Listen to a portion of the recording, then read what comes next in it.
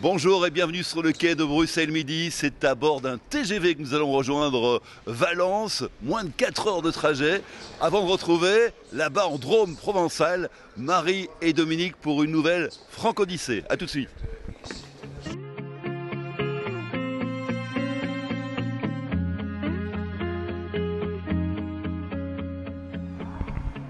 Quatre heures plus tard, donc c'est hyper rapide, nous arrivons sur le quai de Valence TGV.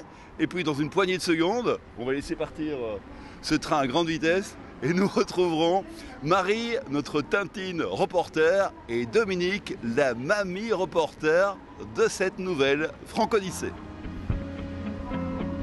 Hey my lover, my lady river.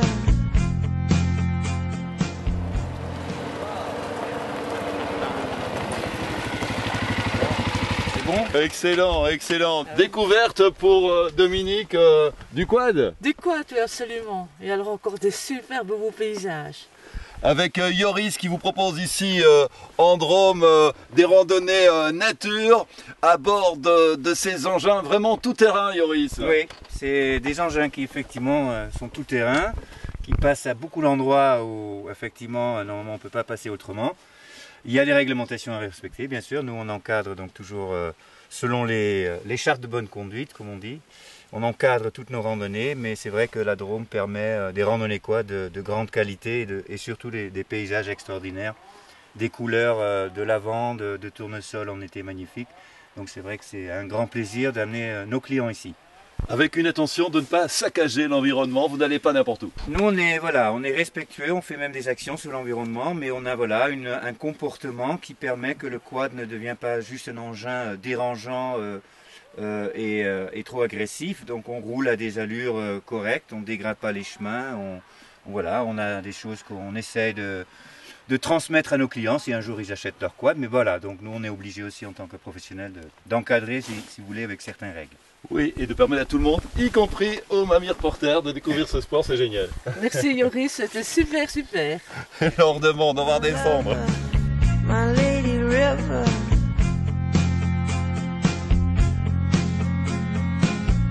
Can I take you?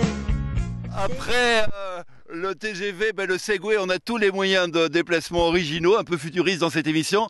Bonjour Marie. Bonjour Adrien, alors je vous présente Mathieu Rosel. Avec Dominique aussi qui est la mamie reporter de la semaine. Comment ça va Dominique? Très bien, super. Bonjour. Et Mathieu, merci de nous accueillir. Alors là, c'est à la fois la tradition du vin et un petit côté novateur avec les Segway. Oui, bonjour à tous. Bienvenue dans la Drôme provençale et au domaine Rosel. On est vigneron donc sur Valory, appellation de Grignan-les-Adémars, et on propose des balades en Segway depuis maintenant 5 ans.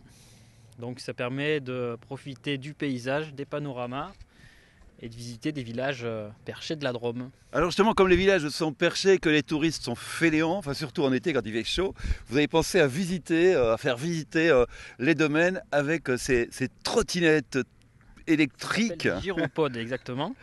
C'est donc des gyropodes. On travaille en partenariat avec un jeune entrepreneur de la Drôme, le gyropode drômois, qui met à disposition le matériel pour des visites très ludiques d'1h30, qui permettent d'éviter la chaleur et prendre des photos, voir un autre aperçu des vignobles en prenant un tout petit peu de hauteur et d'avoir quelque chose de très ludique, très convivial et hyper facile d'accès.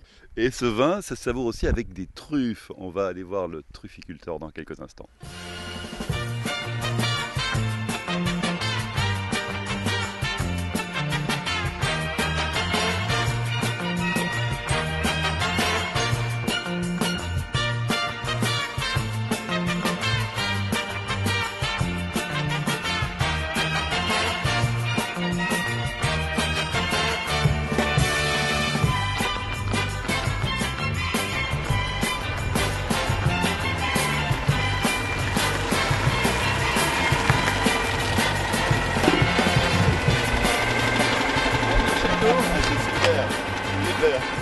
Bienvenue Adrien. Merci. Bienvenue Adrien.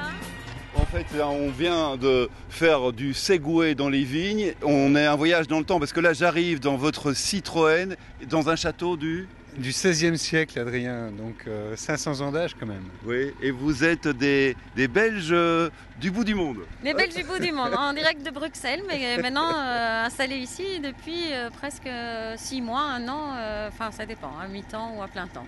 Donc, Bon, Dominique et Robin, on coupe le moteur, on s'installe au bord de la piscine et vous nous racontez. Super. grand plaisir. Dominique et Robin, où sommes-nous? En Drôme provençal déjà, et sinon nous sommes à Charolles, un petit patelin de je ne sais pas combien d'habitants. 600 habitants. Il y a 600 un magnifique habitants. château qui est le château des Oliviers de Salette que vous apercevez derrière nous, qui date du XVIe siècle. Alors ce château aujourd'hui, c'est le vôtre? C'est le nôtre, on C'est l'a le acheté nôtre. il y a 4 ans et on l'a complètement restauré. Il était à l'abandon ou presque depuis 50 ans. Donc on l'a restauré pendant 3 ans. On a tout refait, on a juste gardé les murs en fait. Et vous avez tout plaqué en Belgique, vous êtes devenus des Belges du bout de la Drôme? Oui, tout plaqué, c'est le cas de le dire. Donc on a 30 ans de carrière derrière nous en grandes entreprises. On avait envie de se lancer seul et dans cette belle région qu'on connaissait avant et changer complètement de vie et vivre la Drôme au quotidien en tant qu'hôtelier restaurateur. Comme tous les deux, on a beaucoup travaillé justement pour des grands groupes. On a mis énormément d'énergie. On s'est dit, pourquoi pas mettre toute cette énergie qu'on a encore en nous dans un projet personnel à deux. Voilà, et on est très heureux d'avoir vécu cette aventure ensemble, de la vivre au quotidien. Et encore maintenant. Hein, parce que... Et voilà, c'est une énergie considérable, c'est un gros don de soi pour un bébé de 500 ans d'âge quand même. Parce qu'il faut expliquer que c'était pas dans l'état actuel, vous avez acheté, c'était pas une ruine non plus, mais il a fallu tout refaire. Absolument tout, donc le château était sans entretien depuis 50 ans, et en 50 ans, la nature reprend vite ses droits, tant à l'intérieur qu'à l'extérieur. Donc les vues que vous avez aujourd'hui n'existaient pas. On avait du mal à faire des photos tellement la végétation était dense. Il n'y avait pas moyen de prendre le bâtiment dans son intégralité.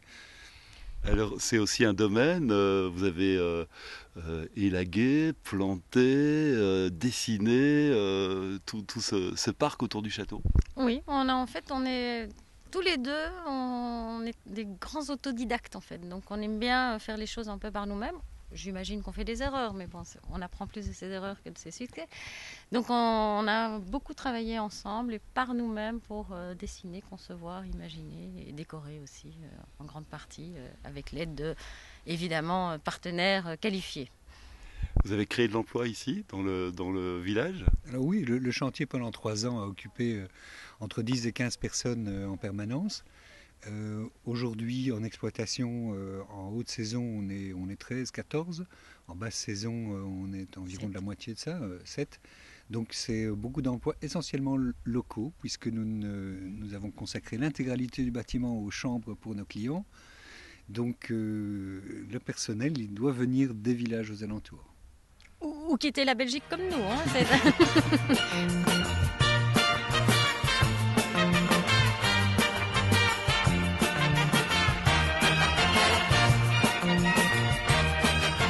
On se refuse bien avec cette Francodyssée, le château Les Oliviers de Salette. C'est ici que vous avez passé toute la semaine, Dominique. Ah oui, super. Une semaine de rêve. Et je conseille à tout le monde de venir. Et alors le château, super. Sur tous les points. On a bien mangé. Allez voir sur Internet, vous verrez les petits plats. Est-ce que c'est aussi beau que le château de Spa? Ce serait peut-être pas gentil pour le château de Spa, mais il n'y a pas de comparaison. La suite, ce sera la semaine prochaine avec une nouvelle Francodyssée, Marie Sautio. Mais oui, on sera à Châtel et j'accompagnerai un papy reporter, Michel. D'ici là, passez un bon week-end, prenez soin de vous et n'oubliez pas, faites un petit crochet par la Drôme, ça vaut vraiment le détour. Allons-y, c'est parti. Allez. Bon, on va la refaire.